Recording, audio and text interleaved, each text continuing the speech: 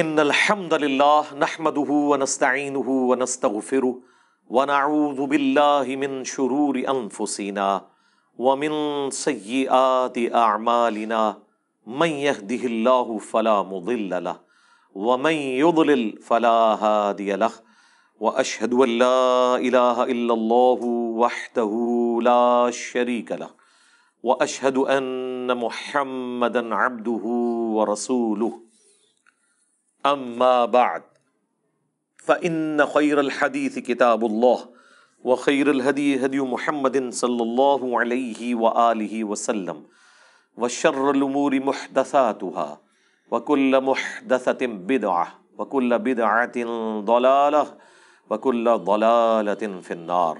أعوذ بالله السميع العليم من الشيطان الرجيم من همزه ونفخه ونفثه. بسم الله الرحمن الرحيم. رب اشرح لي صدري ويسر لي امري واحلل عقدة من لساني يفقهوا قولي. بسم الله الرحمن الرحيم. ان الله وملائكته يصلون على النبي يا ايها الذين آمنوا صلوا عليه وسلموا تسليما. اللهم صل على محمد وعلى آل محمد كما صليت على إبراهيم وعلى آل إبراهيم إنك حميد مجيد. اللهم بارك على محمد وعلى آل محمد كما باركت على إبراهيم وعلى آل إبراهيم إنك حميد مجيد. اللهم ربنا آتنا في الدنيا حسنة وفي الآخرة حسنة وقنا عذاب النار. ربنا آتنا من لدنك رحمة وهيئ لنا من أمرنا رشدا. لا إله إلا أنت سبحانك إني كنت من الظالمين. حسبنا الله ونعم الوكيل. يا حي يا قيوم برحمتك أستغيث ولا حول ولا قوة الا باللہ العلی العظیم. آمین. الحمدللہ آج 24 جولائی 2022 کو سنڈے کے دن قرآن کلاس نمبر 125 کی اسٹوڈیو ریکارڈنگ ہونے جا رہی ہے. سورۃ الاعراف کی آیت نمبر 163 سے آنورڈ انشاءاللہ شروع کریں گے. اعوذ باللہ من الشیطان الرجیم. بسم اللہ الرحمن الرحیم. وَاسْأَلْهُمْ عَنِ الْقَرْيَةِ الَّتِي كَانَتْ حَاضِرَةَ الْبَحْرِ. اے نبی صلی اللہ علیہ وآلہ وسلم پوچھئے ان سے اس بستی کا حال جو آباد تھی ساحل سمندر پر. یہ سمندری جھیلیں تھیں جن میں سے ایک سمندری جھیل کے اوپر بنی اسرائیل آباد ہوئے جب وہ مصر سے نکل کے شام کی طرف آ رہے تھے. صحرائے سینا میں بھٹک گئے. حضرت موسیٰ علیہ السلام کی بد دعا لگ گئی ان کو کیونکہ انہوں نے قتال اور جہاد سے انکار کر دیا تھا. یہ وہ مشہور واقعہ اب آنے لگا ہے جسے اصحاب سبت کا واقعہ کہتے ہیں. ہفتے والے دن کے لوگ یعنی ہفتے کی نسبت کے ساتھ. جس طرح مسلمانوں کے لیے جمعے کا دن ہے، کرسچنز کے لیے اتوار کا دن ہے، یہودیوں کے لیے ہفتے کا دن اللہ تعالیٰ نے مقرر کیا تھا اسپیسیفکلی. گو مسلمانوں کو اللہ تعالیٰ نے اس طرح پابند نہیں کیا کہ صرف انہوں نے جمعے والے دن ہی اللہ اللہ کرنی ہے، وہ تو پوری زندگی کرنی ہے. لیکن ان کے لیے پورا ہفتے کا دن وقف تھا. وہ کوئی اور کام نہیں کر سکتے تھے سوائے اس کے کہ وہ خدا کے ساتھ اپنی کمٹمنٹ کریں گے، پورا دن عبادت میں گزاریں گے. اور ساتھ ہی ساتھ ان پہ دوسری آزمائش یہ ڈالی گئی تھی کہ ہفتے کے دن وہ شکار بھی نہیں کریں گے. مچھلیوں کا شکار جو ان کے لیے گزر بسر کا ذریعہ تھا ہفتے کے دن نہیں کریں گے، باقی دنوں میں کریں، اسٹور کر کے کھائیں، کوئی مسئلہ نہیں ہے. لیکن انہوں نے اللہ تعالیٰ کے حکم کی نافرمانی کی. اس کے بدلے میں اللہ تعالیٰ نے انہیں بندر اور خنزیر بنا دیا والعیاذ باللہ تعالی.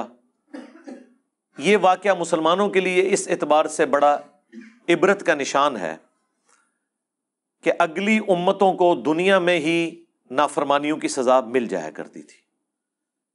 اس امت کے لیے نبی صلی اللہ علیہ وآلہ وسلم کی دعاؤں کی برکت سے دنیا میں کافی حد تک مسئلہ اللہ تعالیٰ نے ٹال دیا.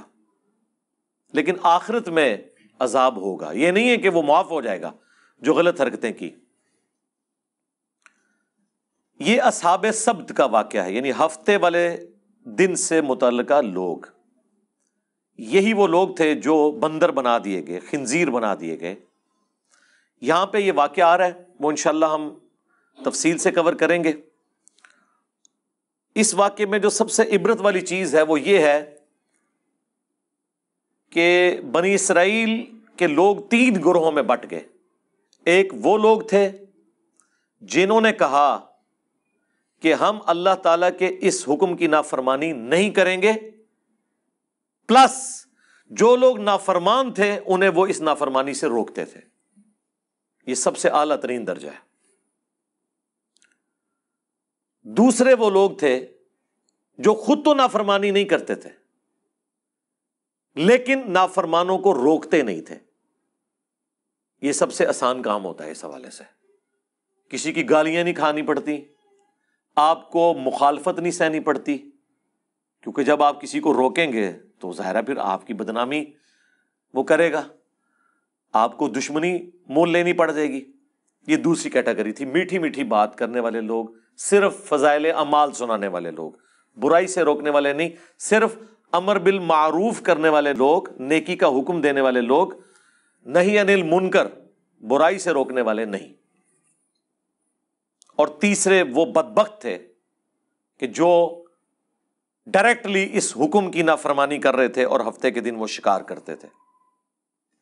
اب حیران کن بات ہے، اللہ تعالیٰ نے تینوں گروہوں کا ذکر کیا، اس کے بعد جب اینڈ رزلٹ سنایا نا تو یہ سنایا کہ اللہ نے نجات دے دی ان لوگوں کو کہ جو نہ تو خود یہ کام کرتے تھے بلکہ وہ باقیوں کو بھی اس برائی سے روکتے تھے.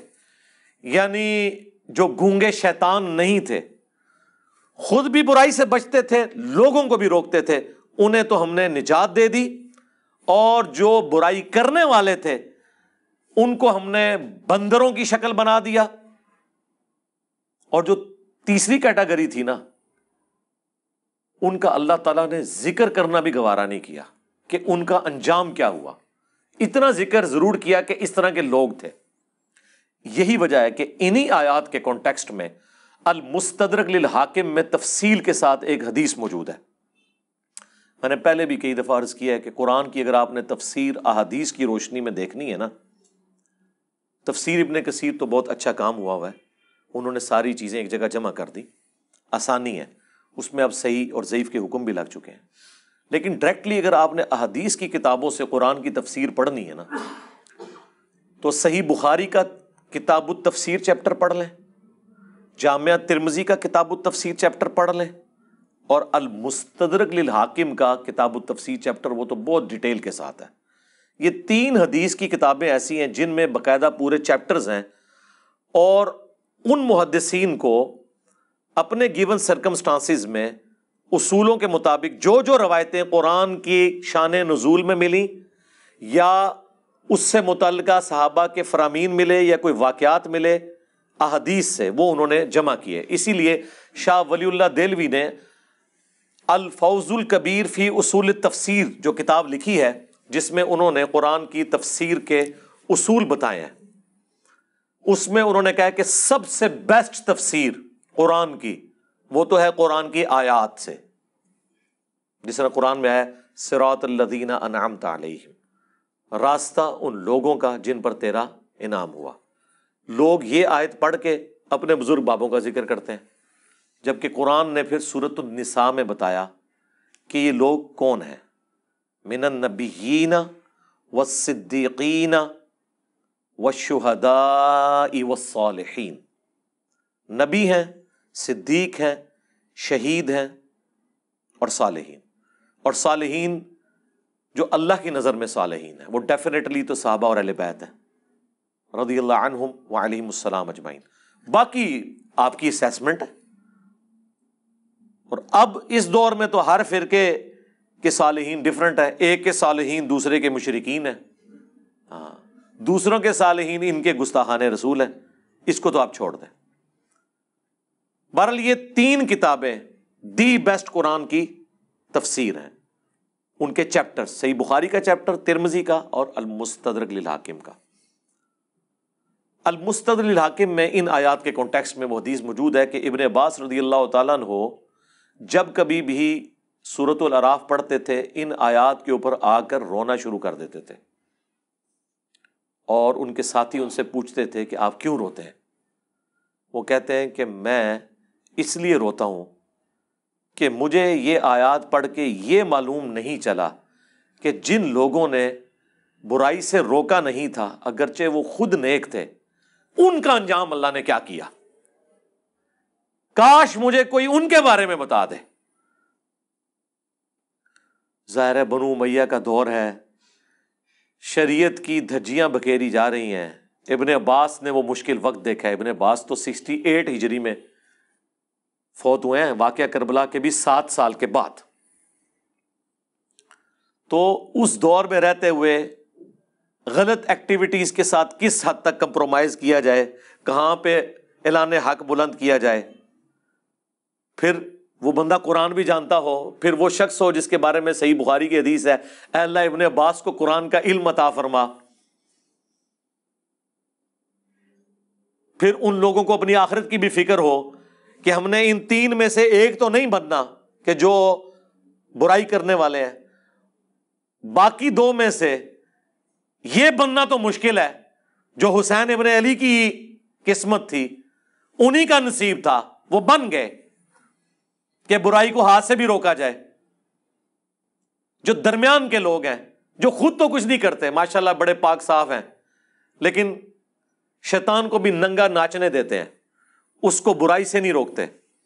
جو صحیح مسلم میں حدیث ہے کہ نبی علیہ السلام نے فرمایا ہو سکے تو برائی کو ہاتھ سے روکو، ہاتھ سے نہیں روک سکتے زبان سے روکو، زبان سے بھی نہیں روک سکتے کم از کم دل میں برا جانو، لیکن ذالک اضعف الایمان، یہ ایمان کا سب سے کمزور ترین درجہ ہے کہ کوئی شخص برائی کو صرف دل میں برا جانا ہے۔ اس کے لیے ڈاکٹر اسرار صاحب ٹرم یوز کرتے تھے گونگے شیطان نہ بنو۔ تو ابن عباس روتے تھے کاش مجھے ان کے بارے میں پتہ چل جائے کہ ان کی آخرت کیا ہوئی۔ اللہ نے خاموشی ان کے بارے میں اختیار کی ہے۔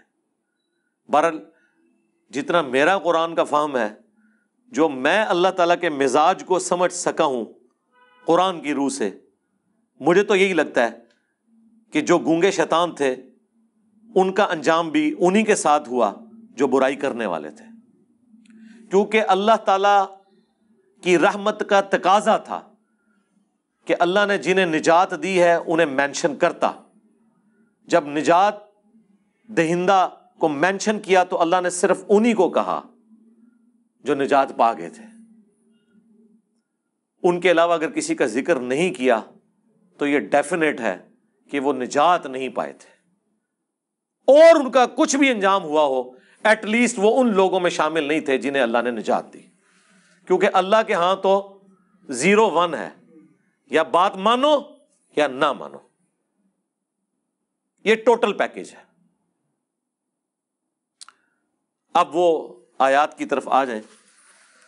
پوچھو ان سے اس بستی کا حال جو ساحل سمندر کے اوپر آباد تھی۔ یہ چھوٹی چھوٹی سمندری جھیلیں تھیں جو بعد میں جوڑ کے گوروں نے نہر سوئز بنا دی۔ اس زمانے میں یہ سمندری جھیلیں تھیں جو آباد تھے ساحل سمندر۔ اذ یعدون فی السبت، جب وہ حد سے بڑھ گئے ہفتے کے دن کے بارے میں۔ اب اللہ نے چونکہ آزمائش بنایا تھا، باقی پورے ویک میں مچھلیاں سامنے نہیں آتی تھی، بڑی مشکل سے چند مچھلیوں کا شکار ہوتا تھا، اور ہفتے والے دن مچھلیاں ان کی آنکھوں کے سامنے پھدکتی تھیں۔ مچھلیوں کو بھی پتہ چل گیا تھا کہ آج کے دن ان کے ہاتھ پاؤں بندھے ہوئے ہیں، یہ کچھ کر نہیں سکتے، ان کو بھی اپنے ایکسپیرینس سے پتہ چل گیا تھا، تو وہ بھی اللہ تعالیٰ کی طرف سے ان پہ آزمائش مسلط ہوئی کہ ایک بھوکے بندے کے سامنے آپ لا کے مرغن غذائیں رکھ دیں تو ظاہر ہے اس کا تو روزہ ٹوٹے گا۔ اسی کا اللہ نے ذکر کیا ہے، اذ یعدون فی السبت اذ تأتیہم حیتانہم یوم سبتہم شرعا، جبکہ ہفتے کے دن ان کے پاس مچھلیاں پانی پر پھدکتی تھی، سامنے آ جاتی تھی، یعنی انہوں نے چینگے لاندیاں سن کہ ہاں جی پھڑ لو ہن، اب ان کے سامنے آ رہی ہیں، آزمائش ان کے لیے۔ وَيَوْمَ لَا يَسْبِتُونَ، اور جب ہفتے کا دن نہیں ہوتا تھا، لا تأتیہم، تو ان کے پاس وہ نہیں آتی تھی۔ باقی دنوں میں ان کو مشکل سے شکار کرنا پڑتا تھا، ہفتے کے دن ان کے سامنے پھدکتی تھی۔ اب یہ آزمائش تھی، اسی لیے ہفتے والے دن وہ کثرت میں سامنے نظر آتی تھی۔ کذالک، اس طریقے سے، نبلوہم بما کانوا یفسقون، ہم نے آزمائش میں ڈال دیا بسبب اس کے کہ وہ نافرمانی کیا کرتے تھے۔ اس سبب سے اللہ تعالیٰ نے انہیں آزمائش میں ڈالا، ایک مشکل وقت۔ ظاہر ہے اللہ تعالیٰ کی طرف سے جو آزمائش آتی ہے نا، سب سے بہتر تو یہ کہ آزمائش نہ آئے، اور جب آ جائے تو یہ اللہ تعالیٰ کا خاص کرم ہوتا ہے کہ کوئی شخص اس آزمائش سے بچ جائے۔ نبی علیہ السلام نے تو اسی لیے دعا کی ہے، جو میں نے اکثر آپ کو بتایا، جامعہ ترمذی میں، مسند احمد میں، اور مشکاۃ المصابیح میں بھی 748 نمبر حدیث ہے، جو نبی علیہ السلام کو خواب میں اللہ کی زیارت ہوئی تھی، اس میں آپ نے جو دعا کی تھی، اور نبی علیہ السلام نے کہا کہ یہ میری دعا لے لو اور باقی لوگ بھی یاد کرو، اس میں یہ بھی الفاظ ہیں، وَإِذَا أَرَدْتَ فِتْنَةَ فِي قَوْمٍ فَتَوَفَّنِي غَيْرَ مَفْتُونٍ، اے اللہ جب تو کسی قوم کو آزمائش میں ڈالے نا تو ہمیں اس آزمائش سے دور ہی رکھنا۔ ہاں، یہ نہیں ہے کہ انسان بہادر بن کے کہ اللہ میرے پہ آزمائشیں ڈال اور مجھے صبر دے، نہیں، یہ کہنا چاہیے کہ اے اللہ آزمائش سے دور رکھنا۔ ہاں، جب کبھی ناگزیر ہو جائے، وَلَنَبْلُوَنَّكُمْ بِشَيْءٍ مِّنَ الْخَوْفِ وَالْجُوعِ وَنَقْصٍ مِّنَ الْأَمْوَالِ وَالْأَنفُسِ وَالثَّمَرَاتِ، تو ٹھیک ہے، اس میں اللہ تعالیٰ صبر دے، سب کچھ ہے، لیکن پہلی پرائورٹی نبی علیہ السلام نے یہی دعا سکھائی ہے کہ اللہ تعالیٰ فتنے میں مبتلا نہ کرے، کیونکہ بڑے بڑے ایمان والوں کے روزے ٹوٹ جاتے ہیں اس طرح کی آزمائشوں میں۔ جب امام حنیفہ رحمہ اللہ کے اوپر مشکل وقت آیا ہے تو پھر امام حنیفہ ہی کھڑے ہوئے ہیں خلیفہ منصور کے خلاف، باقی ان کے زمانے کے بڑے بڑے علماء مصلحت کا شکار ہو گئے۔ جب احمد بن حنبل کے دور میں خلق قرآن کا مسئلہ کھڑا ہوا ہے تو احمد بن حنبل رحمہ اللہ نے ہی استقامت دکھائی ہے، باقی کئی لوگ جو ہیں اس زمانے کے جو بڑے بڑے ائمہ ہیں مصلحت کا شکار ہو گئے۔ تو ہر زمانے میں جو حسینی فکر ہے وہ چند ایک لوگ ہی لے کے چلتے ہیں، سب میں اتنی جرأت نہیں ہوتی۔ تو اللہ تعالیٰ فرماتا ہے کہ بسبب ان کی نافرمانیوں کے ان کو ہم نے آزمائش میں ڈالا، یعنی پہلے بھی ان کے کرتوت ایسے تھے، تو جب کرتوت برے ہوتے ہیں تو بعض اوقات اللہ تعالیٰ آزمائش ڈال دیتا ہے، اور یہ ان کے اوپر آزمائش تھی۔ وَإِذْ قَالَتْ أُمَّةٌ مِّنْهُمْ، جب ان میں سے ایک گروہ نے کہا، لِمَ تَعِظُونَ قَوْمًا، کیوں تم ایسی قوم کو واعظ و نصیحت کرتے ہو، قَوْمًا اللَّهُ مُهْلِكُهُمْ، کہ جس قوم کو اللہ تعالیٰ ہلاک کر دے گا، او معذبہم عذابا شدیدا، یا انہیں شدید عذاب دینے والا ہے۔ یعنی کیوں سمجھاتے ہو ان نافرمانوں کو، چھوڑو، انہوں نے اپنی قبر میں جانا ہے، تم نے اپنی قبر میں جانا ہے، چپ کر کے تم تو برائی نہیں کر رہے نا، ان کو ان کے حال کے اوپر چھوڑ دو۔ ان کا جواب سنیں کیا ہے، قالو، وہ کہنا شروع ہو گئے اس کے جواب میں، معذرۃً الی ربکم ولعلہم یتقون، ہم تو یہ اس لیے ان کو برائی سے روک رہے ہیں کہ اپنے رب کے حضور عذر پیش کر سکیں کہ یا اللہ جو ہم سے بن پڑی، ہم نے برائی کو روکنے کی کوشش کی۔ اور دوسرا مقصد یہ ہے لعلہم یتقون، کہ شاید ہماری نصیحت سے یہ ڈر جائیں اور یہ بھی اپنی آخرت برباد ہونے سے بچا لیں۔ یہ سیکنڈری مقصد ہے، جو میں اکثر کہتا ہوں کہ ہم یہ جو دعوت و تبلیغ کا کام کر رہے ہیں، لوگوں کو برائی سے روک رہے ہیں، اچھائی بتا رہے ہیں، عقیدے کی خرابیاں ہائی لائٹ کر رہے ہیں، اس میں پرائمری جو ہمارا مقصد ہے وہ اپنی آخرت کی فکر ہے، کسی دوسرے کی آخرت کی فکر نہیں ہے، وہ سیکنڈری چیز ہے۔ سب سے پہلے تو ہمیں ہماری طرف سے پوری دنیا جہنم میں چلی جائے ہمیں تو فرق نہیں پڑتا، ہمیں تو فرق اس بات سے پڑتا ہے کہ ہم نہ کہیں جہنم میں چلے جائیں۔ پہلی ایفرٹ تو ہماری اپنی ذات کے لیے ہوگی، او انفسکم واہلیکم نارا، بچاؤ اپنے آپ کو اور اپنے گھر والوں کو جہنم کی آگ سے، باقیوں کی بعد میں فکر کریں گے۔ افریقہ کے جنگلوں میں لوگ کدھر جا رہے ہیں وہ بعد میں دیکھیں گے، پہلے تو اپنے گھر میں لوگ کدھر جا رہے ہیں وہ دیکھیں گے. پہلے تو ہم خود قرآن و سنت سے اپنی اصلاح کی کوشش کریں گے تو ان کا اپنے رب کے حضور معذرت کر سکیں، ہم عذر پیش کر سکیں کہ یا اللہ ہم نے وہ چاروں شرائط پوری کی تھی. الا الذین آمنوا وعملوا الصالحات، یہ تو آسان ہے، ایمان لاؤ نیک اعمال کرو، لیکن وتواصوا بالحق، حق بات کی وصیت کرنا مشکل ترین کام، اور اس کے بعد اس کا منطقی انجام وتواصوا بالصبر، پھر تکلیف آئے گی تو صبر اختیار کرنا ہے. یہ اتنا مشکل کام ہے کہ بڑے بڑے اہل ایمان وہ بھی بعض اوقات کمزور درجے کی طرف چلے جاتے ہیں. ہر بندے میں یہ حوصلہ نہیں ہوتا کہ حالات و واقعات کا وہ مقابلہ کر سکے. ہم ان پہ کوئی فتویٰ نہیں لگاتے جو اس طرح کرتے ہیں، لیکن ہم لوگوں کو یہ بتائیں گے کہ خدا کے لیے فرق سمجھو. لوگ کہتے تو ہیں کہ حسین ابن علی کے زمانے میں لوگ روکتے تھے ان کو کہ آپ وہاں نہ جائیں، یہ آپ کو شہید کر دیں گے. ٹھیک ہے، تو کیا وہ لوگ غلط تھے اور حسین ابن علی اکیلے ٹھیک تھے؟ میرے بھائی پہلے تو آپ اپنی اصلاح کریں. وہ لوگ حضرت حسین ابن علی کو غلط نہیں سمجھتے تھے. عبداللہ بن عمر یا عبداللہ بن عباس یا عبداللہ بن زبیر رضی اللہ عنہم اجمعین، وہ یہ کہتے تھے کہ آپ جن کے خلاف کھڑے ہوئے نا، انہوں نے رسول اللہ کی قرابت داری کا کوئی لحاظ نہیں کرنا، یہ دنیا دار بادشاہ بن چکے ہیں، تو ان کے شر سے اپنے آپ کو بچا لیں. وہ یہ نہیں کہتے تھے کہ آپ غلط ٹریک پہ ہیں، وہ دوسرے معنوں میں یہ کہہ رہے تھے کہ یہ بدماش ہیں، آپ کے ساتھ ظلم کریں گے. تو جس طرح ہم نے خاموشی اختیار کی ہوئی ہے، کمزور درجے پہ ایمان پہ اپنے آپ کو رکھا ہوا ہے، ہمارے مقابلے پہ نہیں، اس زمانے میں حسین ابن علی کے مقابلے پہ، تو آپ بھی وہ درجہ اختیار کر لیں. لیکن حسین ابن علی کا اسٹانس یہ تھا کہ عبداللہ بن عمر، عبداللہ بن عباس یا عبداللہ ابن زبیر، ان کا بنو امیہ کے خلاف کھڑا نہ ہونا کوئی مسئلہ نہیں ہے، کیونکہ ان میں سے کسی کے گھر بھی نبوت نہیں آئی ہے. نبوت تو آئی ہے بنو ہاشم کے گھر، اور رسول اللہ کے علم کا وارث تو میں ہوں. اگر میں نے باطل کے ساتھ کمپرومائز کیا تو یہ دین کا حصہ بن جائے گا. یہی وجہ ہے کہ 3 براعظموں نے یزید ابن معاویہ کی بیعت کر لی، لیکن یزید کو ہضم نہیں ہو رہی جب تک حسین نہ کرے، کیونکہ انہیں پتا تھا کہ جب تک حسین بیعت نہیں کرتے تو یہ دھکے سے ہی ہماری حکومت ہے، لیجٹمائز نہیں ہوگی، یہ خلافت نہیں ہوگی، اسلامی حکومت نہیں ہوگی، کیونکہ نبی کے گھر والے ہی نہیں جب اسے مان رہے تو گارنٹی تو دینی ہے نبی کے گھر والوں نے، باقیوں کی گارنٹی کی کیا حیثیت ہے؟ یہ وجہ تھی.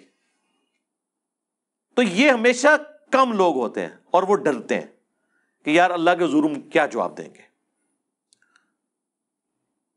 فلما، پس جب نسو ما ذکروا بہ، انہوں نے فراموش کر دیا جو انہیں ڈر سنایا گیا تھا، جو نصیحت کی گئی تھی. انجینا الذین ینہون عن السوء،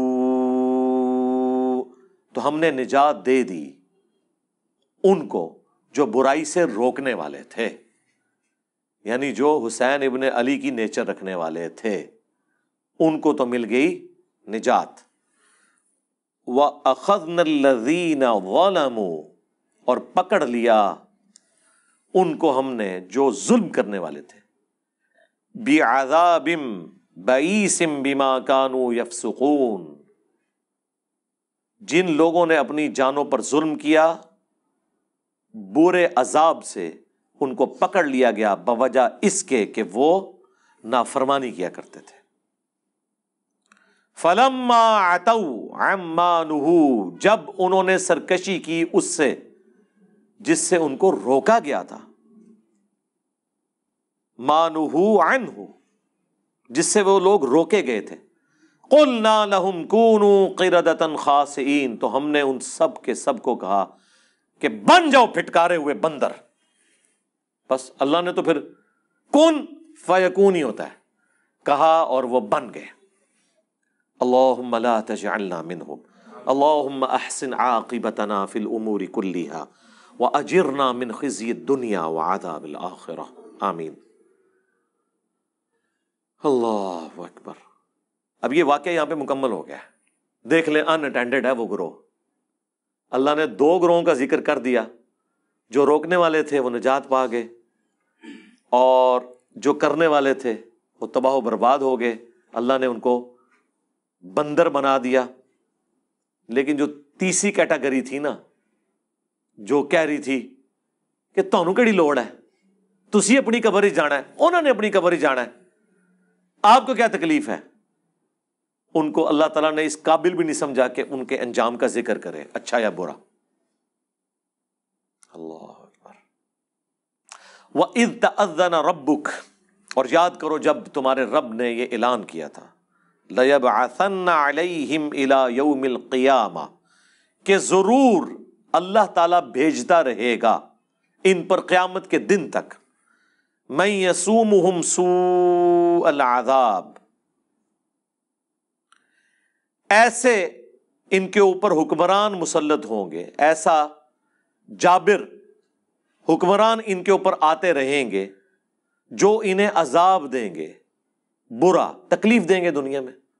حتیٰ کہ وہ بنی اسرائیل کے جو 2 عروج اور 2 زوال کا ذکر ہے سورہ بنی اسرائیل کے آغاز میں, اس میں اللہ تعالیٰ نے فرمایا ہم نے اپنے سخت لڑائی لڑنے والے بندے مسلط کر دیے. کس کے اوپر؟ بنی اسرائیل کے اوپر. اور انہوں نے بیت المقدس کی اینٹ سے اینٹ بجا دی. اللہ نے ان کافروں کو اپنی طرف منسوب کیا کہ ہم نے یہ مسلط کیے. اس امت کے اوپر بھی اللہ نے مسلط کیے. تاتاری اینٹ سے اینٹ بجائی انہوں نے بغداد کی. اللہ عذاب جب دلواتا ہے نا تو وہ اپنی مخلوق کے ذریعے ہی دلواتا ہے, اور اس وقت وہ مسلط ہوئے ہوتے ہیں. پھر تاتاریوں نے سرکار نہ کوئی بزرگ دیکھا ہے, نہ کوئی غوث دیکھا ہے, نہ کوئی کتب دیکھا ہے, وڈ کے پرے ماریا ہے.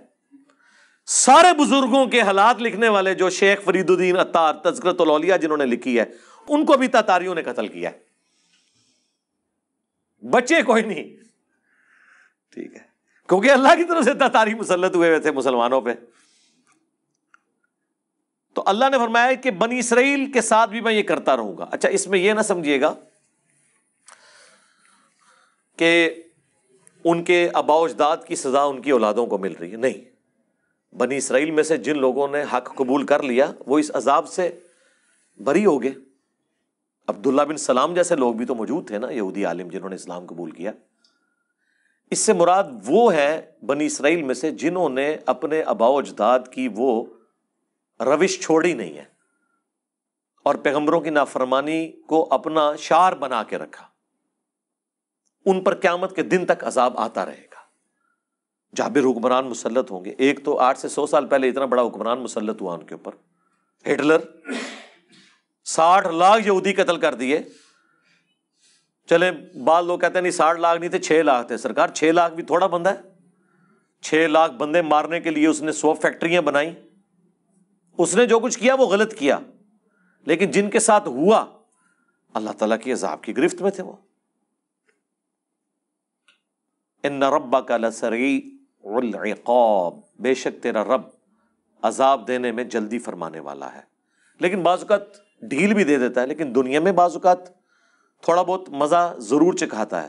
آخرت کا تو عذاب پکا ہے. وَإِنَّهُ لَغَفُورٌ رَحِيمٌ, اور سائملٹینیس کنٹراسٹ ہے, اور بے شک وہ ضرور بالضرور بخشنے والا مہربان ہے. یعنی آج بھی اگر کوئی دعوت حق قبول کر لے تو اللہ تعالیٰ اس کے اوپر مہربان ہے. وَقَطَّعْنَاهُمْ فِي الْأَرْضِ أُمَمًا, اور ہم نے ان کو بانٹ دیا زمین میں کئی گروہوں کے اندر. یہ بھی اللہ تعالیٰ کی طرف سے ایک سزا ہوتی ہے کہ آپ کی یونٹی ختم ہو جائے. آج مسلمان بھی دیکھیں نا کئی گروہوں میں بٹ گئے ہیں, فرقہ واریت کے اعتبار سے بھی, ایون لسانیت کے اعتبار سے بھی. آج بھی وہ تفریق باقی ہے, اجمی اور عربی والی. سب کانٹیننٹ کے لوگوں کو عربی کس طرح ڈیل کرتے ہیں, اپنے غلاموں کی طرح. تو اس طرح کی تفریق شروع ہو جاتی ہے. پھر صرف جمعے کے خطبوں میں رہ جاتا ہے کہ کسی عربی کو اجمی پر, کسی کالے کو سفید پر, کسی سفید کو کالے پر, کسی سرخ کو سیاہ پر, کسی سیاہ کو سرخ پر. کوئی فضیلت حاصل نہیں ہے. مسند احمد میں جو خطبہ ہے رسول اللہ صلی اللہ علیہ وآلہ وسلم کا حجۃ الوداع کا, تقریروں تک تو رہتا ہے, لیکن جیسے ہی ممبر سے نیچے اترتے ہیں پھر وہ ڈفرنس شروع ہو جاتے ہیں. منہم الصالحون, ان میں سے نیک لوگ بھی ہیں، وَمِنْهُمْ دُونَ ذَلِكَ، اور کچھ اور طرح کے لوگ بھی ہیں جو برے اعمال کرنے والے ہیں، وَبَلَوْنَاهُمْ بِالْحَسَنَاتِ وَالسَّيِّئَاتِ، اور ہم نے انہیں آزمایا نعمتیں دے کر بھی اور تکالیف کے ذریعے بھی، لَعَلَّهُمْ يَرْجِعُونَ، تاکہ وہ ہماری طرف پلٹ آئیں۔ یہ اللہ تعالیٰ کا ایک سمجھ لیں ڈیوائن قانون ہے کہ دنیا میں اللہ تعالیٰ بعض اوقات تکلیف اس لیے بھی دیتا ہے کہ شاید اللہ کی طرف لوگ پلٹ آئیں۔ دنیا کی آزمائشیں اللہ کی طرف رجوع لانے کا ذریعہ بن جاتی ہیں۔ انڈیویجول لیول کے اوپر بھی آپ دیکھیں گے کئی لوگ ایسے ہیں، گھر میں جوان موت ہوئی، یا ماں مر گئی یا باپ مر گیا، تو وہ پہلی دفعہ جب دفنانے کے لیے قبرستان جاتے ہیں اور اس منظر کو اپنی آنکھوں سے دیکھتے ہیں تو دل میں رقت پیدا ہوتی ہے، اور وہ کہتے ہیں کہ ٹھیک ہے اب ہم نے اللہ کی طرف آنا ہے۔ یہ دنیا میں تکلیف انسان کو بعض اوقات اس اعتبار سے نعمت بن کے آتی ہیں کہ اللہ کی طرف لوگ رجوع لے آئیں۔ تو اللہ تعالیٰ فرماتا ہے کہ ہم پھر ان کی اولادوں کو، بنی اسرائیل کی اولاد کو جو چلی وہ ساری نسل، تکلیف کے ذریعے آسائشیں دے کے ہر طریقے سے آزماتے رہے تاکہ وہ پلٹ آئیں اللہ کی طرف۔ فَخَلَفَ مِن بَعْدِهِمْ خَلْفٌ، لیکن پھر جانشین ہوئے ان کے بعد وہ ناخلف لوگ، وَرِثُوا الْكِتَابَ، جو کہ وارث ہوئے کتاب کے، يَأْخُذُونَ عَرَضَ هَذَا الْأَدْنَى، اللہ اکبر، جو کہ لیتے ہیں دنیا کا ادنا مال،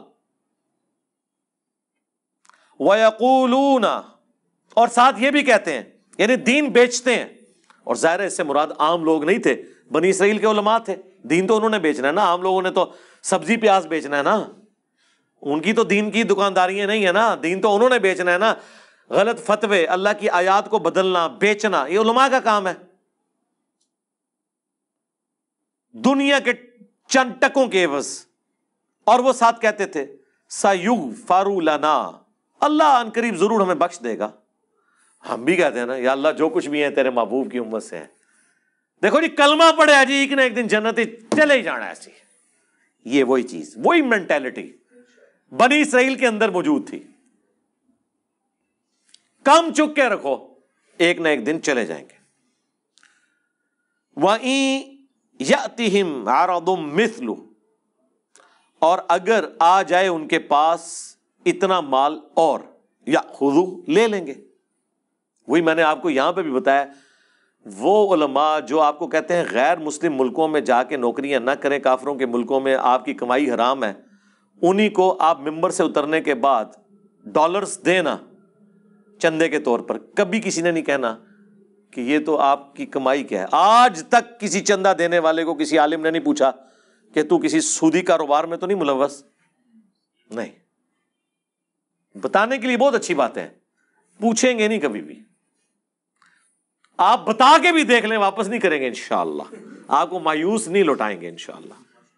یہاں پہ بھی اللہ ہمارا ان کو اور بھی ملے نہ ملے گا، یہ لیں گے۔ الم یؤخذ علیہم میثاق الکتاب، اللہ اکبر، کیا نہیں لیا گیا تھا ان سے کتاب کے بارے میں پختہ عہد، یعنی تورات کے بارے میں۔ مال تو ہاتھوں ہاتھ لیتے ہیں اور دین کے نام کے اوپر کمائیاں کر رہے ہیں، اور جو وہ دین تھا اس پہ عمل ہی کوئی نہیں ہے۔ جیسا میں نے کہا یہاں پہ لوگوں نے بزرگیاں تو اویل کی ہیں قرآن و سنت کے نام پہ، اور قرآن و سنت پہ عمل نہیں ہے، بلکہ یہ کہتے ہیں قرآن و سنت ڈائریکٹ نہ پڑھو گمراہ ہو جاؤ گے۔ اگلے دن ہمارے لائیو سیشن میں ایک بندے نے سوال کیا کہ میں ادھر کرسچنز کے ملک میں ہوں، وہاں پادری بھی یہ کہتے ہیں کہ ڈائریکٹ انجیل نہیں پڑھنی گمراہ ہو جاؤ گے۔ تو وہ کہہ رہا تھا کہ یار یہ کیا وجہ ہے کہ سارا مذہبی طبقہ ایک جیسا ہی ہے؟ میں کہ ہاں، مولوی سارے ایکو جینے پاویں، پادری ہون، پنڈت ہوں، چاہے مولوی ہوں مسلمانوں کے، یہ طبقہ ایک جیسا ہے۔ اس کی دو ریزن ہے، ایک تو یہ کہ انہیں یہ پتا چلے گا جب یہ کتابیں ڈائریکٹ پڑھیں گے نا تو کتابوں کا دین ان علماء سے مختلف ہوگا، تو ان کو سوال کریں گے حضرت اس میں تو یہ لکھا ہے آپ تو یہ کر رہے ہیں۔ دوسرا، ان کا جب دماغ کھلے گا اور ان سے سوال پوچھیں گے اکثر چیزوں کے جواب نہیں ان کو آتے ہوں گے۔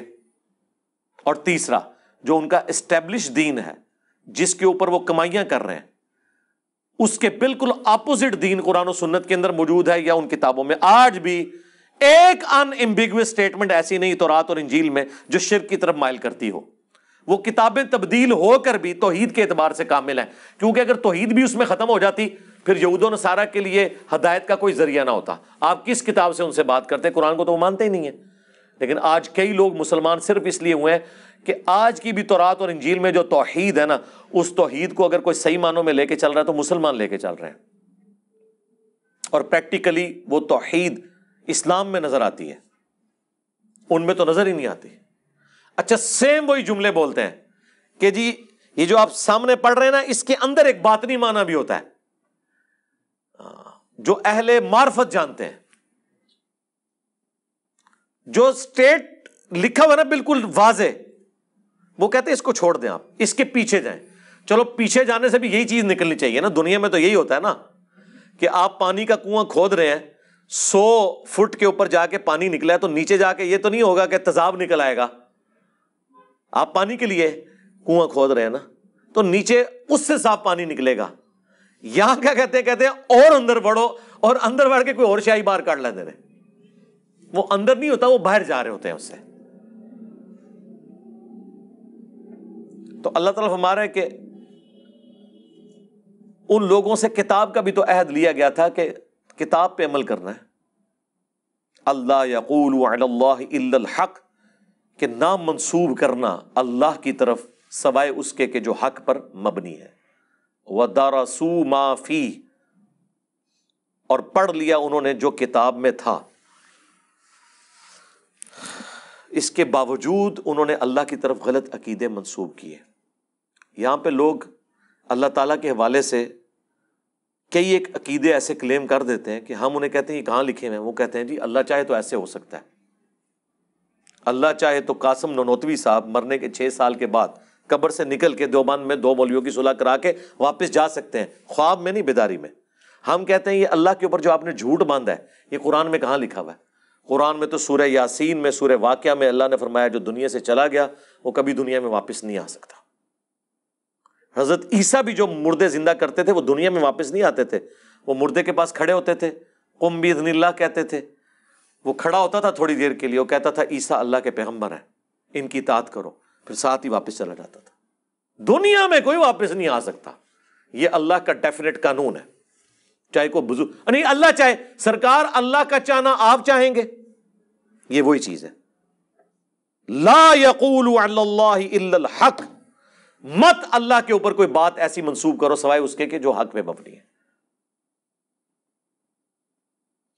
پڑھ لیے جو کچھ کتاب میں تھا، وَالدَّارُ الْآخِرَةُ خَيْرٌ لِّلَّذِينَ يَتَّقُونَ، اور جو آخرت کا گھر ہے وہ تو بہتر ہے ان لوگوں کے لیے جو پرہیزگاری کی روش اختیار کریں۔ افلا تعقلون، کیا تم اتنا بھی نہیں سمجھتے، اتنی عقل بھی نہیں رکھتے؟ یہ کانٹے کی بات ہے، کتاب کو فالو کرنا ہے اور آخرت کے لیے تگ و دو کرنی ہے۔ یعنی پورا دین یہی ہے نا کہ آپ نے اللہ کی وحی کو فالو کر کے آخرت اپنی بنانی ہے۔ پورا دین یہ نٹ شیل کے اندر ہی ہے، دین بیچ کے دنیا نہیں کمانی۔ والذین یمسکون بالکتاب، اور جنہوں نے مضبوطی سے پکڑا ہے کتاب کو، واقاموا الصلاۃ، اور قائم کرتے ہیں نماز، انا لا نضیع اجر المصلحین، ہم کبھی ایسے لوگوں کا اجر ضائع نہیں کریں گے جو اصلاح کرنے والے ہیں، اپنی اصلاح بھی اور دوسروں کی اصلاح بھی، جو نیکوکاری کی روش اختیار کرنے والے ہیں، اللہ تعالیٰ ان کا اجر کبھی ضائع نہیں کرے گا۔ دنیا میں نے اکثر کہا کہ یہ ہو سکتا ہے کہ کسی کی محنت ضائع ہو جائے، لیکن آخرت کے لیے جو آپ نے دنیا میں محنت کی ہے نا، اس کا اجر آپ کو ملنا ہے، کیونکہ دنیا کو اللہ نے آزمائش کے ساتھ جوڑا ہوا ہے۔ محنت کر کے بھی بعض اوقات آپ کا نقصان ہو جائے گا، آخرت کے لیے محنت کر کے نقصان نہیں ہوگا اگر آپ نے صحیح طریقے سے محنت کی ہے، جو کرنے کا حق ہے، صحیح ڈائریکشن میں کی ہے۔ اسی لیے اللہ تعالیٰ کہتا ہے کہ میں اپنے وعدے کے خلاف نہیں کرتا۔ کوئی ذرہ برابر نیکی کرے گا تو وہ بھی دیکھ لے گا، ذرہ برابر گناہ کرے گا تو وہ بھی دیکھ لے گا۔ فَمَن يَعْمَلْ مِثْقَالَ ذَرَّةٍ خَيْرًا يَرَهُ وَمَن يَعْمَلْ مِثْقَالَ ذَرَّةٍ شَرًّا يَرَهُ۔ اب ایک اور بنی اسرائیل کے ساتھ بہت بڑا اللہ نے جو معجزہ کیا، تھریٹ کی انہیں، اللہ اکبر، وَإِذْ نَتَقْنَا الْجَبَلَ فَوْقَهُمْ، اور یاد کرو وہ وقت جب ہم نے اٹھا لیا تھا تم پر پہاڑ، كَأَنَّهُ ظُلَّةٌ، یہاں تک کہ وہ سائبان بن گیا، وَظَنُّوا أَنَّهُ وَاقِعٌ بِهِمْ، اور وہ گمان کرنا شروع ہو گئے کہ قریب ہے کہ یہ پہاڑ ہم پہ گر پڑے۔ اللہ تعالیٰ نے کوہ طور پہاڑ کو بلند کر کے بادل کی شکل میں 6 لاکھ بنی اسرائیل کے اوپر کروڑوں ٹن کا پہاڑ ہے، یہ دھمکی لگائی جا رہی ہے پکڑو تورات کو ادروائز ڈگیا جو تواڈے ہوتے، اتنی وڈنی تھریٹ، خذوا ما آتیناکم بقوہ، پکڑو اس کو جو ہم نے تمہیں عطا کیا ہے پوری قوت کے ساتھ۔ قوت کے ساتھ یہ نہیں ہے کہ مطلب وہ گر نہ جائے، مراد یہ ہے کہ اس کے ایسن کو فالو کرو، اس کی روح کو فالو کرو۔ وَاذْكُرُوا مَا فِيهِ، اللہ اکبر، اور یاد کرو جو کچھ اس کے اندر ہے اسے فالو کرو، لعلکم تتقون، تاکہ تم پرہیزگار بن سکو، ڈر جاؤ۔ تو یہ بنی اسرائیل سے اللہ تعالیٰ نے عہد لیا تھا۔ ظاہر اس وقت تو سب نے کہا کہ بالکل ہی اللہ جو تسی کہو گے ہوئے گا جناب، پہاڑ سر دے ہوتے ہوئے، سر کے اوپر پہاڑ سائبان اور بادل کی شکل میں ہو، اور تھریٹ ہو کہ یا تو تورات کو پکڑو ادروائز یہ موت کا پروانہ آیا تمہارے اوپر، اتنا بڑا معجزہ دیکھ کے بھی۔ لیکن بس اس وقت تو انہوں نے عہد کیا، لیکن بعد میں اکثریت نے بھلا دیا۔ اب اللہ تعالیٰ اس عہد الست کا ذکر فرمانے جا رہا ہے جو انسانوں سے اللہ تعالیٰ نے اس وقت لیا تھا جب پیدا فرما کے روحوں کو ڈورمنٹ پوزیشن میں کر دیا تھا، جو ہماری پہلی موت تھی۔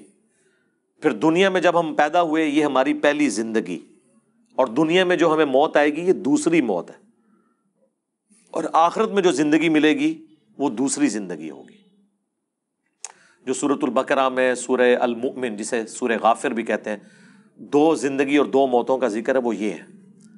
تو اللہ تعالیٰ نے انسانوں کی روحوں سے عہد لیا تھا، وَإِذْ أَخَذَ رَبُّكَ، اور اے محبوب یاد کرو وہ وقت، یا پوری انسانیت کو کہا جا رہا ہے آپ علیہ السلام کے ذریعے سے، مِن بنی آدم مِن ظُہُورِهِمْ، جب نکالا آپ کے رب نے بنی آدم کو ان کی پشتوں سے، اللہ تعالیٰ نے جو انسانیت کی نسل کے چلنے کا ذریعہ بنایا، ذریتہم، ان کی اولاد کو، واشہدہم علی انفسہم، اور گواہ بنا دیا خود ان کو اپنے نفسوں کے اوپر۔ ہماری انسٹنکٹ کے اندر توحید موجود ہے، جب تک کوئی کسی کا عقیدہ خراب نہ کرے، ایک خدا کا کانسیپٹ سب کے اندر موجود ہے۔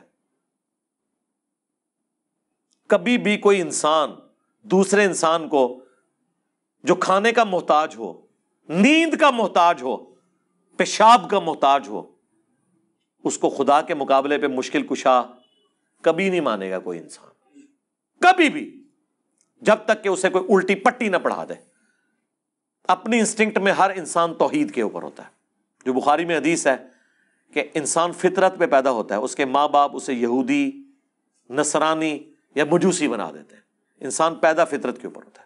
اور اس کو آپ ایکسٹراپولیٹ کر لیں آج کل کے دور میں کہ انسان پیدا تو مسلمان ہوتا ہے، اس کے ماں باپ، اس سے بھی بڑھ کے اس کے محلے کی مسجد اسے بریلوی، دیوبندی، اہل حدیث اور شیعہ بنا دیتی ہے۔ اور دیکھیں کیسی جذباتی ایفیلیشن ہوتی ہے اپنے فرقے کے ساتھ، حالانکہ اس فرقے کی بنیاد صرف یہ ہوتی ہے کہ ابا جی اس فرقے سے ہوتے ہیں، یا ان کے محلے میں جس مسجد سے انہوں نے قرآن پڑھا ہوتا ہے وہ اس فرقے کی ہوتی ہے، تحقیق کسی نے نہیں کی ہوئی ہوتی، اور کانفیڈنس آسمانوں بھی ہوتا ہے اپنے فرقے کی جیت کے لیے۔ جس طرح کرکٹ کی اور ہاکی کی ٹیمیں ایک ملکوں کی دوسرے ملکوں کے ساتھ اپنے ملک کی محبت میں کر رہے ہوتے ہیں، وہی والا حساب ہوتا ہے، علمی کوئی دلیل نہیں ہوتی، جذباتی ہوتی ہے۔ تو اللہ تعالیٰ فرما رہا ہے کہ بنی آدم یعنی آدم علیہ السلام کو اللہ تعالیٰ نے جب ان کا سلسلہ شروع کیا ان کی اولاد کا، تو ان کی جانوں کے اوپر وہ خود گواہ ہوئے اس بات کے کہ اللہ تعالیٰ نے ان سے یہ عہد لیا تھا۔ عہد الست کہا جاتا ہے اردو میں، یہ بڑا ایک مشہور یعنی ایک ٹرمنالوجی کے طور پر آتی ہے بات، وہ یہی سورۃ الاعراف کی آیت نمبر 172 ہے، الستُ بربکم، کیا میں تمہارا رب نہیں ہوں؟ قالوا بلا، سب نے کہا تھا یا اللہ ایسا ہی ہے، کیوں نہیں؟ شہیدنا، ہم نے گواہی دی، ان تقولوا یوم القیامت انا کنا عن ھذا غافلین، اللہ تعالیٰ فرماتا ہے کہ یہ ہم نے عہد تم سے اس لیے لیا تاکہ قیامت کے دن تم یہ نہ کہنا شروع کر دو کہ اللہ ہم تو دنیا میں غافل تھے، ہمیں تو پتہ ہی کچھ نہیں تھا۔ یعنی اگر کسی کے پاس کسی نبی کی دعوت نہیں بھی پہنچی ہوئی، جو اللہ نے اسے اخلاقی حص دی ہے اس کی وجہ سے ہی وہ اکاؤنٹیبل ہے۔ یہ تو اللہ کی رحمت ہے نا کہ اللہ کہتا ہے وَمَا كُنَّا مُعَذِّبِينَ حَتَّى نَبْعَثَ رَسُولًا، ہم کسی قوم کو عذاب نہیں دیتے جب تک کہ اس میں رسول مبعوث نہ کر لیں۔ اللہ اس کا پابند نہیں ہے، اللہ تعالیٰ رسول بھیجے بغیر بھی انسان کا حساب و کتاب کر سکتا ہے اس اخلاقی حص کی وجہ سے جو اللہ نے انسان میں رکھ دی ہے۔ دنیا کا کوئی انسان جسے کسی نبی کا تعارف نہ بھی ہو، وہ اپنی انسٹنکٹ میں جھوٹ بولنے کو برا، سچ بولنے کو اچھا سمجھتا ہے، کسی کو دھوکہ دینے کو برا، کسی کے ساتھ نیکی کرنے کو اچھا سمجھتا ہے۔ یہ ہماری جبلت کے اندر ہے، اور یہ وہی عہد الست کی برکت ہے جو اللہ نے ہماری روحوں میں اپنا تعارف رکھ دیا ہوا ہے۔ ہمیں یہ یاد نہیں ہے، لیکن جب انسان کے سامنے حق بات آتی ہے اور اس کا دل گواہی دیتا ہے تو وہ سارا بھولا ہوا سبق انسان کو یاد آ جاتا ہے جو ہماری انسٹنکٹ میں اللہ نے رکھ دیا۔ وہ عہد الست یہی ہے۔ تو اللہ تعالیٰ ہمارا یہ اس لیے ہم نے رکھا کہ کوئی قیامت کے دن یہ بہانہ نہ کرے کہ ہمیں تو پتہ ہی نہیں چلا۔ او تقولوا، اب یہ ہمارا ذکر ہونے لگا ہے اس اعتبار سے کہ لوگ یہی کہہ رہے ہیں، یا تم یہ نہ کہو انما اشرک آباؤنا من قبل، کہ شرک تو ہمارے آباء و اجداد کیا کرتے تھے، وَكُنَّا ذُرِّيَّةً مِّن بَعْدِهِمْ، تو ہم بھی تو انہی کی اولاد تھے، ہم نے اسی طریقے پہ چلنا تھا، ہمارا کیا قصور کہ ہم کافروں کے گھر پیدا ہوئے۔ ایک سا لوگ پوچھ رہے ہوتے ہیں نا جی ان کا کیا قصور ہے جو ہندوؤں کے گھر پیدا ہوئے؟ ہم کہتے ہیں ان کا کیا قصور ہے جو مسلمانوں کے گھر پیدا ہوئے اور پوری زندگی قرآن ترجمے سے پڑھ کے اپنی توحید ٹھیک نہیں کر سکے۔ آپ کو ہندوؤں پہ ترس آ رہا ہے، مجھے تو مسلمانوں پہ ترس آ رہا ہے جو دریا کے کنارے پیاسے مر گئے ہیں۔ چلے کوئی ریگستان میں پیاسا مر جائے اس پہ ترس نہیں آتا اتنا جتنا اس شخص پہ جو دریا کے کنارے پیاسا مر جائے اور وہ پانی نہ پی سکے۔ اپنی فکر کرو کہ ہمارے آباء و اجداد ہی شرک کیا کرتے تھے، ہم بھی تو ان کی اولاد ہیں۔ افتہلکنا بما فعل المبطلون، تو کیا تو ہمیں ہلاک کرتا ہے اس شرک کے سبب جو کیا تھا ان باطل پرستوں نے؟ یعنی کہیں ایسا نہ ہو قیامت کے دن تم یہ کہو کہ ہم بریلوی اس لیے تھے کہ ہمارے ماں باپ بریلوی تھے، ہم دیوبندی اس لیے تھے کہ ماں باپ دیوبندی تھے، ہم اہل حدیث شیعہ یہودی نصرانی ہندو سارے، میں ساروں کو شامل کر رہا ہوں، اس وقت تو پوری انسانیت کی بات ہو رہی ہے نا، کیونکہ عہد الست کی بات صرف اس لیے تھے کہ ہمارے آباء و اجداد یہ کرتے تھے۔ اللہ تعالیٰ اس روش کو پسند نہیں فرماتا، اس لیے اللہ نے کہا ہم نے تم میں عقل رکھی ہے کہ تم جو عہد الست جو تمہارے ساتھ ہوا تھا اس کے اوپر تفکر کر کے حق بات تک پہنچنے کی کوشش کرو۔ وَكَذَلِكَ نُفَصِّلُ الْآيَاتِ، اور اس طریقے سے ہم اپنی آیات کھول کر بیان کرتے ہیں، وَلَعَلَّهُمْ يَرْجِعُونَ، تاکہ وہ اس میں غور و تفکر کریں اور واپس پلٹ آئیں، کفر سے باز آ جائیں۔ اب میرے بھائیو اگلی دو آیات کے اندر بلعام بن بعورہ کا ذکر آنے جا رہا ہے۔ ہاں، علماء کے فضائل بیان ہونے لگے ہیں، لیکن علماء سو کے کہتے ہیں کبھی کبھی علماء کے فضائل بھی بیان کر رہے ہیں، دیکھیں یہ اب قرآن میں جب آئیں گے تو ہم بیان کریں گے۔ بلعام بن بعورہ، بلعم بن بعورہ بھی اور بلعام بن بعورہ یہ دونوں الفاظ کے ساتھ تفصیل ملتی ہے۔ المستدرک للحاکم میں جو میں نے شروع میں تعارف کرایا، قرآن کی بیسٹ 3 تفاسیر کے چیپٹر ہیں، بخاری کا کتاب التفسیر، ترمذی کا کتاب التفسیر اور حاکم کا۔ المستدرک للحاکم میں موجود ہے کہ یہ آیات ایک یہودی عالم کے بارے میں نازل ہوئی، بلعام بن بعورہ کے بارے میں۔ بڑا نیکوکار تھا اور صاحب کرامت تھا، آج کے دور میں سمجھ لیں علماء حقہ میں شامل تھا. علماء حقہ اہل سنت والجماعت. علماء حقہ تو لفظ ہی غلط ہے، حقہ نہیں ہوتا، حق ہوتا ہے. پیش بھی پڑھ سکتے ہیں حقہ. تو یہ علماء حق میں شامل تھا اس زمانے کے، لیکن دنیا کا کتا بن گیا. اللہ نے پھر اس عالم کی مثال کتے کی مثال سے بیان کی ہے کہ جیسے کتے کے اوپر کوئی بوجھ ڈالیں تب بھی وہ ہانپتا ہے، نہ ڈالیں تب بھی وہ ہانپتا ہے. اس کی عادت ہے، ہر وقت اس کی رال ٹپکتی رہتی ہے، وہ زبان باہر نکال کے رکھتا ہے. وہ دنیا کا کتا بن گیا عالم. ہم نے اسے علم کے ذریعے بلند کیا، لیکن اس نے اپنے آپ کو پستی میں گرا لیا. موسیٰ علیہ السلام کا دشمن بن گیا. اللہ نے اس کی مثال کتے کی بیان کی.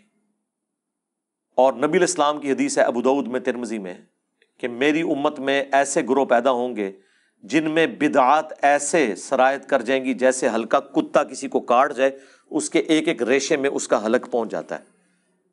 تو نبی صلی اللہ علیہ وآلہ وسلم نے اس امت میں ایسے فرقوں کا ذکر کیا جن کی ایک ایک رگ و ریشے میں بدعت گھس جائے گی، جیسے کتے کے کاٹنے سے حلق کود جاتا ہے. کتے کے کاٹنے کا کوئی علاج نہیں ہے، وہ ویکسین بھی اس وقت تک ہے جب تک کہ وہ وائرس ریڑھ کی ہڈی تک نہ پہنچے، ادروائز لا علاج ہے آج کے دن تک. تو اس پہ ہم نے عرض کیا تھا کہ وہ کون سا کتا ہے جو کسی کو کاٹ جائے اور اس کے اندر بدعات راسخ ہو جاتی ہیں. علماء، ظاہر ہے کہ کسی طبقے میں دین کے نام کے اوپر برائی کوئی کھلاڑی تو داخل نہیں کرتا، دین کا کسٹوڈین نہیں داخل کرتا نا. تو حدیث میں بھی کتے کی مثال اور ان آیات کے اندر بھی کتے کی مثال اللہ تعالیٰ نے بیان کی ہے بلعام بن بعورہ کے بارے میں. وَاتْلُ عَلَيْهِمْ نَبَأَ الَّذِي آتَيْنَاهُ آيَاتِنَا، ان کو پڑھ کر سنائیے اس شخص کا حال جسے ہم نے وارث بنایا تھا اپنی آیات کا، علم عطا فرمایا تھا. فَانْسَلَخَ مِنْهَا، وہ خود ہی اس سے پٹا توڑ کے نکل گیا. یعنی ہم نے تو اسے بلند کیا تھا لیکن اس نے نافرمانی کی روش اختیار کی. فَأَتْبَعَهُ الشَّيْطَانُ، تب اس کے پیچھے لگ گیا شیطان. فَكَانَ مِنَ الْغَاوِينَ، تو وہ بھی گمراہوں میں شامل ہو گیا. علم دیا تھا لیکن علم پر عمل نہ ہو تو علم کس کام کا؟ جب تک آپ اس سے فائدہ نہیں اٹھائیں گے. اس سے کوئی علم کو اللہ تعالیٰ کنڈیم نہیں کر رہا کہ وہ گمراہ اس لیے ہوا کہ علم والا تھا، نہیں، گمراہ اس لیے ہوا کہ علم کے باوجود اس نے اپنے علم کے مطابق عمل نہیں کیا. اگر علم نہ ہوتا تو ویسے ہی گمراہ ہے، اس کا تو ذکر کرنے کی بھی ضرورت نہیں ہے. وَلَوْ شِئْنَا لَرَفَعْنَاهُ بِهَا، اور اگر ہم چاہتے تو بلند کر دیتے اس کا رتبہ. وَلَكِنَّهُ أَخْلَدَ إِلَى الْأَرْضِ، لیکن خود ہی اس نے اپنے آپ کو پستی میں گرا لیا. وَاتْبَعَ هَوَاهُ، اور اپنے خواہشات نفسانی کے پیچھے وہ لگ گیا. فَمَثَلُهُ كَمَثَلِ الْكَلْبِ، تو اب اس کی مثال ایک کتے کی سی ہے. إِن تَحْمِلْ عَلَيْهِ يَلْهَثْ، اگر اس کے اوپر کوئی بوجھ ڈالا جائے تب بھی وہ زبان ہانپے. او تترکہ یلہث، یا اسے اس کے حال پہ چھوڑ دیا جائے تب بھی وہ ہانپے. ذالک مثل القوم الذین کذبوا بآیاتنا، یہی حال ہوتا ہے ان لوگوں کا جو اللہ کی آیات کو جھٹلا دیتے ہیں. فقصص القصص لعلہم یتفکرون، تو اے نبی علیہ السلام انہیں یہ بات، یہ قصہ بیان کریں، شاید وہ غور و تفکر کریں، پلٹ آئیں اللہ کی طرف. ساء مثلا للقوم الذین کذبوا بآیاتنا، کیا ہی بری مثال ہے ان لوگوں کی جو ہماری آیات کو جھٹلاتے ہیں. وَأَنفُسَهُمْ كَانُوا يَظْلِمُونَ، اور وہ اپنی ہی جانوں پر ظلم کرنے والے ہوتے ہیں. مَن يَهْدِ اللَّهُ فَهُوَ الْمُهْتَدِي، جسے اللہ ہدایت بخشے وہی ہدایت پہ ہوتا ہے. وَمَن يُضْلِلْ، اور جسے وہ گمراہ کر دے، فَأُولَئِكَ هُمُ الْخَاسِرُونَ، تو پھر ایسے ہی لوگ ہیں جو خسارہ پانے والے ہیں. اللہم اہدنا فیمن ہدیت، اللہم اہدنا الصراط المستقیم صراط الذین انعمت علیہم غیر المغضوب علیہم ولا الضالین آمین۔ یہاں پہ یہ قصہ بلعام بن بعورہ کا مکمل ہوا۔ میں نے اس کے اوپر بڑی تفصیلی ایک ویڈیو بھی ریکارڈ کروا دی تھی، وہ آپ دیکھ لیں۔ ایک کتے کی مثال علماء سو کے لیے آئی ہے اور دوسری گدھے کی مثال۔ قرآن میں آپ دیکھیں یہ دونوں مثالیں علماء کے لیے آئی ہیں جو علم کے باوجود اس پہ عمل نہیں کرتے۔ اللہ کا ان پہ کتنا غصہ ہے، عام بندے پہ اتنا غصہ نہیں ہے۔ گدھے کی مثال قرآن میں آئی سورۃ الجمعہ میں۔ علماء یہود کو اللہ نے کہا یہ گدھے کی مثال ہے، جیسا کہ گدھے کے اوپر کتابیں لاد دی جائیں۔ اللہ نے کہا کہ کتابیں لادی ہو نا گدھے پہ، اس کی مثال ہے علماء یہود۔ کیوں؟ گدھے پہ کتاب لاد دیں تو وہ اس کا بوجھ تو اٹھا لیتا ہے، اس کو پڑھ کے استفادہ نہیں کر سکتا۔ تو وہ علماء جو علم سے استفادہ نہ کریں وہ گدھے کی مثال ہیں۔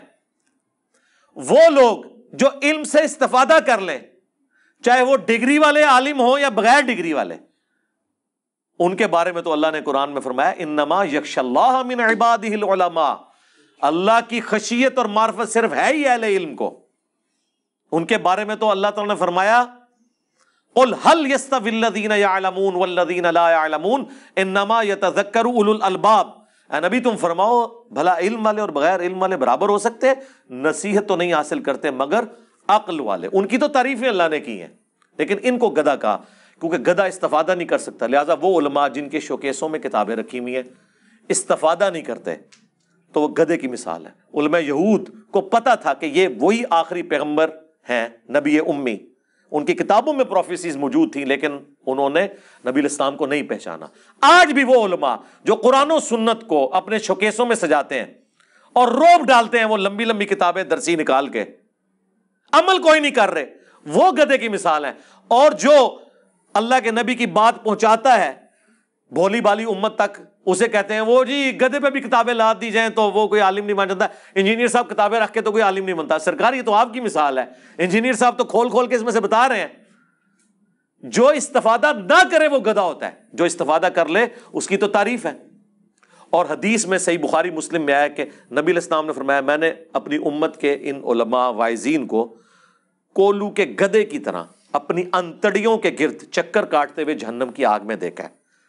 جیسے کولو کا بیل ہوتا ہے نا، گدھا بھی یوز ہوتا تھا، وہ گندم کے سٹے میں سے دانے کو الگ کرنے کے لیے وہ چلایا جاتا تھا اپنی انتڑیوں کے گرد۔ اندازہ کریں، کیونکہ وہ کچھ کہا کرتے تھے جس پہ وہ خود عمل نہیں کرتے تھے۔ اور پریکٹیکلی علماء سو کا یہی حال ہے کہ وہ یہی کچھ کرتے ہیں۔ سارے کا سارا فتنہ علماء سو کا ہے۔ علماء سو کا فتنہ اتنا بڑا ہے کہ وقت کا پیغمبر بھی ہونا یہ اسے بھی کامیاب نہیں ہونے دیتے، آخری درجے تک کوشش کرتے ہیں۔ عیسیٰ ابن مریم کے مقابلے کے اوپر کون کھڑا ہوا تھا؟ یہودی علماء۔ کوئی ان کے زمانے کا کوئی پلیئر تو کھڑا نہیں ہو گیا تھا، کوئی کشتی کرنے والا پہلوان تو نہیں آ گیا تھا، علماء آگے تھے کہ اسے یروشلم میں ہم نے نہیں بات کرنے تھے، کیونکہ وہ یروشلم میں کھڑے ہو کے ان کی حرام خوریوں کو ہائی لائٹ کرتے تھے اور کہتے تھے کہ تم نے کتابوں کا راستہ چھوڑ دیا۔ وہی ہمارے والی بات جو ہم کہتے ہیں کتابوں کا دین اور بابوں کا اور۔ اب 25 سال کا ایک نوجوان جس کی داڑھی بھی مشکل سے نکلی ہوئی ہے، جب 80-90 سال کے بابوں کو آگے کہے گا کہ حرام خورو چھوڑو، تو وہ کہیں گے یار تجھے تمیز نہیں علماء سے بات کرنے کی۔ انہوں نے فتوے جاری کیے عیسیٰ ابن مریم کے، وہ تو اللہ نے انہیں زندہ اٹھا لیا آسمانوں پہ بچا کے، ادروائز مولویوں نے اپنا کام ڈال دیا تھا۔ تو جب انبیاء ان مولویوں کے شر سے محفوظ نہیں رہتے جب تک کہ اللہ تعالیٰ انہیں بچا نہ لے، سرکار تسی میں تے شاہی کوئی نہیں سوائے اس کے کہ آپ ان کی ڈاکٹرن ان کے اوپر الٹ دیں، جو اللہ کے فضل سے اس پلیٹ فارم سے ہو گیا ہے۔ بس اب آپ ان کی چیخیں سنیں، اللہ کے نبی کا جھنڈا انشاءاللہ بلند ہوگا انشاءاللہ تعالی۔ اللہ تعالیٰ سے دعا ہے کہ جو حق بات میں نے کہی اللہ تعالیٰ ہمارے دلوں میں راسخ فرمائے، اگر جذبات میں میرے منہ سے کوئی غلط بات نکل گئی اللہ تعالیٰ ہمارے دلوں سے محو کر دے، ہمیں معاف کر دے، دھو ڈالے ہماری خطاؤں کو، ہمیں کتاب و سنت کی تعلیمات پر عمل کر کے دوسرے بھائیوں تک پہنچانے کی توفیق عطا فرمائے۔ سبحانک اللہم و بحمدک اشہد ان لا الہ الا انت استغفرک و اتوب الیک وما علینا الا البلاغ المبین۔ جزاکم اللہ خیرہ.